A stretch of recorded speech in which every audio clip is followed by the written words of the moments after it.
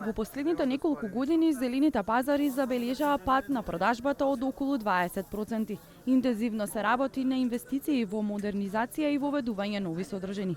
Како што беше речено денеска на пресконференцијата во Стопанската комора, најголеми конкуренти на пазарите им се големите маркети, кои имаат мини зелени пазари во рамки на своите објекти. Падот на продажбата не е проблем само во Македонија, туку е тренд секаде во регионот, а ова е заклучено при посетата на пазарите во Хрватска и Босна и Херцеговина, истакна Даниела Михајловска-Василевска од Стопанската комора. Согласно реализираната посета на пазарите во Вараждин, Загреб, Бања Лука и Сараево во периодот од 13 до 18 октомври, направивме некои заклучни согледувања и констатации што ги добивме по посетата на повеќе од 10 на пазари. Заклучоците се следни. Значи, пазарите се дефинираат како традиционална вредност, се третираат како споменик на културата, но и се третираат како стил на живење.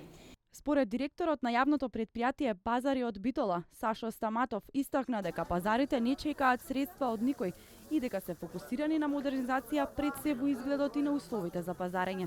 Покрај размената на искуствата, ние исто така на тие конференции, тие било денови на пазарите во соседните земји, исто така разменуваме и искуства околу тоа да ние заедно како групација на пазари во Република Македонија учествуваме на заеднички проекти со пазарите во регионот, се со цел добивање на финансиски средства од европските фондови, односно Европската унија, кои што би ги искористили за осовременување и модернизација на самите пазари во Република Македонија. Согласно податоците од пазарите во Македонија постојат 15.000 до 20.000 закупци на тезги, а над 10.000 семејства живеат од тргувањето на зелените пазари. За оваа дејност се уште нема стратегија преку која укажуваат од Стопанската комора би се потврдила важноста на пазарите пред се за локалниот економски развој.